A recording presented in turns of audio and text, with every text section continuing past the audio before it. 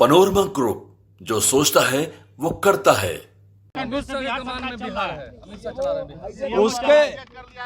उसकी भाषा नेता प्रतिपक्ष का एजेंडा और भाषा पर हम लोग वक्तव्य नहीं देते हैं। जो बिहार को बर्बाद किया, जो बिहार को आरोप लगा रहे हैं कि सीएमओ अमित शाह चला रहे हैं। अमित शाह चला रहे हैं। आरोप तो लगाने का काम करते रहते हैं, जिनको कानून का, जिनको संविधान का, जिनको नियम की जानकारी बहुत नहीं होती है, इसी तरह का अनर्गल आरोप लगा करके अपना टीआरपी बढ़ाना चाहते हैं। संयम, वाणी संयम खो चुके हैं और जिस तरह की भाषा वो बोल रहे हैं, ये बहुत दुर्भाग्यपूर्ण है कि वो मुख्यमंत्री जी के लिए ये कहना कि हाईजेक हो गया है।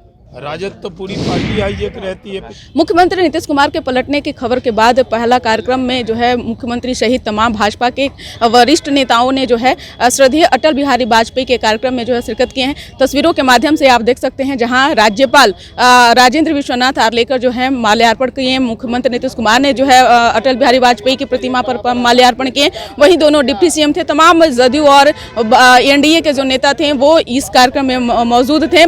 बता दें कि यह कार्यक्रम जो है राजकीय सम्मान समारोह के तहत जो है वह मनाया गया। मुख्यमंत्री नीतीश कुमार को लेकर के जो चर्चाएं चल रही थी कि पलट सकते हैं, ऐसी खबरें जो है लगातार जो है सुर्खियों में बना हुआ था। इन सब के बीच पहला कार्यक्रम मुख्यमंत्री नीतीश कुमार का जो है ये अटल बिहारी वाजपेयी के प्रतिमा पर जो है माल्यार्पण करने पहुंचे। वहीं भाजपा के नेताओं ने और जदयू के नेताओं ने क्या कुछ कहा है, छोड़े जाते उन तमाम बयानों के साथ।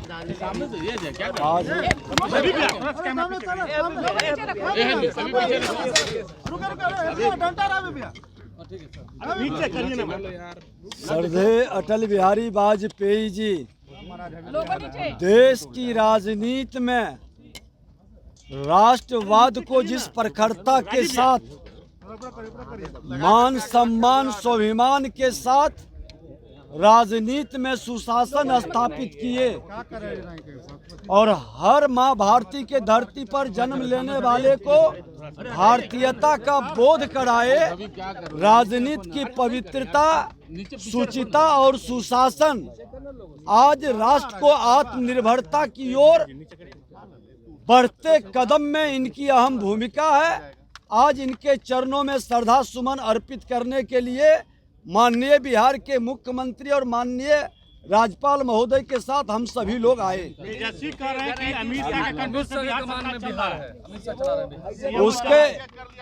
उसकी भाषा नेता प्रतिपक्ष का एजेंडा और भाषा पर हम लोग वक्तव्य नहीं देते हैं।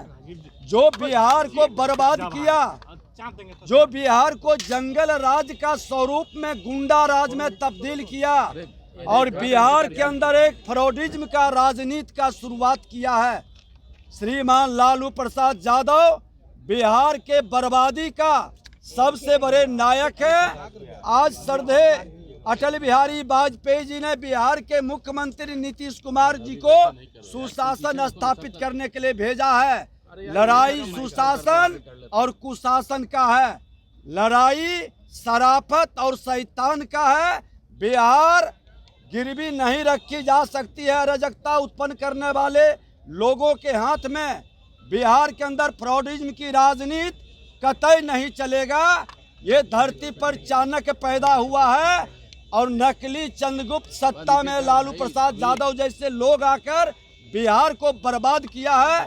अब वह कतई नहीं होगा। टीआरपी बढ़ाने के लिए कुछ बात कहते रहते हैं, लेकिन उससे उसका कोई मतलब नहीं है, उसमें कोई सच्चाई नहीं है, उसमें कोई इस तरीके से गंभीर आरोप है। तो अब जिनको कोई विशेष तौर पर संविधान की, कानून की, नियम की जानकारी नहीं है, तो व्यक्ति तो कुछ भी बोलता है, कुछ भी बोल सकता है। उसी प्रकार वो भी बोलते रहते हैं। नेता विरोधी दल, उनका काम कुछ होना चाहिए पॉजिटिव, लेकिन वो नेगेटिव ही काम में लगे रहते हैं। हम लोग जो करते हैं उसी में खींचतान में लगे रहते हैं। तो जनता समझ गई है कि इनके पास कोई सोच, कोई विजन नहीं है। जो सरकार कर रही है, मुख्यमंत्री नीतीश कुमार जी कर रहे हैं, उसी में खींचतान में लगे रहते पर सीधा आरोप लगा रहे हैं कि सीएमओ अमित शाह चला रहे हैं। अमित शाह चला रहे हैं। हैं। आरोप तो लगाने का काम करते रहते हैं, जिनको कानून का, जिनको संविधान का, जिनको नियम की जानकारी बहुत नहीं होती है, इसी तरह का अनर्गल आरोप लगा करके अपना टीआरपी बढ़ाना चाहते मंत्री हैं। जी, लेकिन दलील ये दी जा रही है कि बाबा साहब अम्बेडकर जी को लेकर जो बयान दिया गया था अमित शाह जी, उस बयान को लेकर नीतीश जी नाराज चल रहे हैं। नहीं, नाराजगी और खुशी उनको कैसे पता चल रहा है? उनको कैसे पता चल रहा है कि नाराज है नीतीश कुमार जी? नीतीश कुमार जी जो भी काम करते हैं नियम से करते हैं, कानून के हिसाब से करते हैं। राज्य की जनता के साथ जो कमिटमेंट है उनका, उसको पूरा करने के लिए काम करते हैं। रखते हैं वैसे बयान से जो अम्बेडकर साहब का बयान दिया गया था अमित शाह जी? नहीं, अम्बेडकर के बयान को, उनकी पूरी बयान को भी पढ़िए, देखिए। कुछ पार्ट को देख करके कुछ लोग इस तरह की बात उठाते रहते हैं। पूरी चीज़ को समझने की कोशिश करना चाहिए। कांग्रेस के शासन जब तक रहा है तो अंबेडकर साहब का कितना सम्मान किया, ये सारी बातें उन्होंने कहा है, उसको भी जानकारी लोगों तक पहुंचना चाहिए। अभी क्या कर रहे हैं? आज हम सब श्रद्धेय अटल जी को याद कर रहे हैं। मुझे सौभाग्य मिला कि मैं अटल जी की कैबिनेट में था और कम उम्र में उनके साथ काम करने का अनुभव प्राप्त हुआ। अटल बिहारी वाजपेयी जी सरीखे नेता विरले ही पैदा होते हैं। वो भारत रत्न थे, देश के लोगों के मन में आज भी वैसे ही बसे हुए हैं। अटल जी के पथ पर हम सब आगे बढ़ रहे हैं। उनके नाम में ही बिहारी था और वो बिहार से बहुत प्यार करते थे।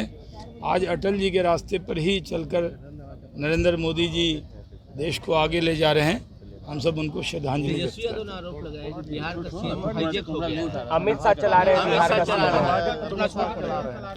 देखिए, तेजस्वी यादव भाषा संयम, वाणी संयम खो चुके हैं और जिस तरह की भाषा वो बोल रहे हैं, ये बहुत दुर्भाग्यपूर्ण है कि वो मुख्यमंत्री जी के लिए ये कहना कि हाईजेक हो गया है। राजद तो पूरी पार्टी हाईजेक रहती है, पिता पुत्र की ही पार्टी है। अब तो लालू जी को वो हाईजेक कर लिए हैं। राष्ट्रीय अध्यक्ष लालू जी हैं, सारे निर्णय तेजस्वी जी करते हैं, तो उनको ऐसा ही लगता होगा।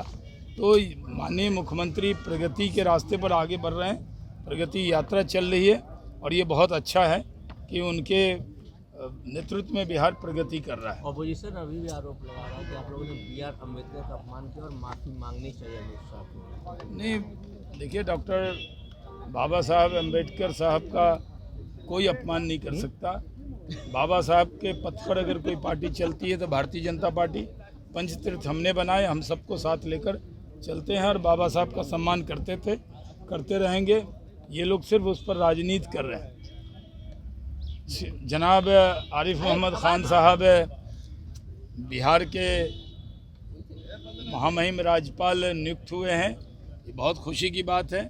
एक बहुत ज़हीन आदमी, बहुत पढ़े लिखे राज्यपाल बिहार आ रहे हैं और जो पुराने हमारे राज्यपाल जो अभी राजेंद्र जी हैं, वो भी बहुत अच्छी यादों के साथ वो केरल जा रहे हैं। हम सब उनको मिस करेंगे और आरिफ मोहम्मद खान साहब का हम सब उनके आने से बहुत खुशी।